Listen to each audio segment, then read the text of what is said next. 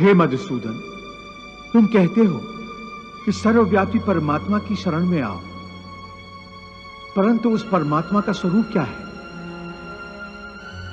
मुझे अपना वो स्वरूप बताओ जिसकी पूजा की जाए, क्योंकि संसार में भिन्न भिन्न लोग भिन्न भिन्न देवताओं की पूजा करते हैं।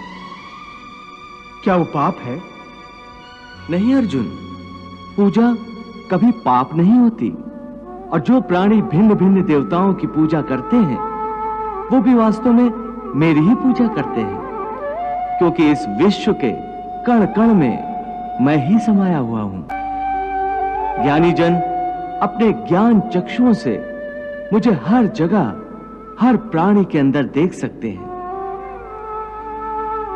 एक विद्वान ब्राह्मण में भी मैं हूं तो एक चांडाल के अंदर भी मैं हूं, गौ में भी मैं हूं तो एक कुत्ते में भी मैं हूं, हाथी में भी मैं हूं तो चूंटी में भी मैं हूं। विद्या विनय संपन्ने ब्राह्मणे गवि हस्तनी शुनि चैव स्वपाके च पंडिता समदर्शिना। हे पार्थ, इसीलिए अपनी अपनी श्रद्धा के अनुसार प्राणी जिस जिस रूप में भी मेरी पूजा करते हैं वो मेरी ही पूजा करते हैं। इसलिए जो जो सकामी पुरुष जिस जिस देवता के स्वरूप को श्रद्धा से पूजना चाहते हैं, मैं उस भक्त की उस देवता के प्रति श्रद्धा को स्थिर कर देता हूं। यो यो याम याम तनुम भक्तः श्रद्धार्चितुमिच्छति तस्य तस्याचलाम श्रद्धाम तामेव विदधाम्यहम्। इस प्रकार बहुत से जन्मों के पश्चात उसे जब ये ज्ञान हो जाता है कि इस सारी सृष्टि में मुझ वासुदेव के सिवाय और कुछ नहीं है, तो ऐसा ज्ञानी महात्मा अंततः मुझे ही प्राप्त होता है। परंतु हे अर्जुन, ऐसा महात्मा अति दुर्लभ है।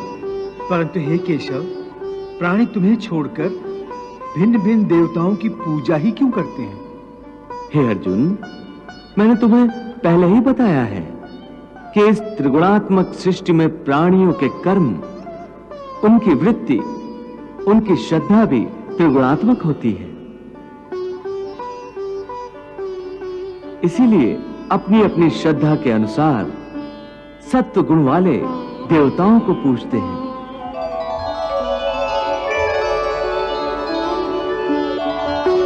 रजोगुण वाले यक्ष, गंधर्व आदि की पूजा करते हैं।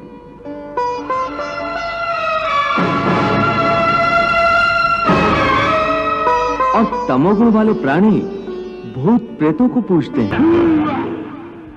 यजन्ते सात्विका देवान यक्ष रक्षांसि राजसा प्रेतान भूत गणाश्च चान्ये यजन्ते तामसा जना।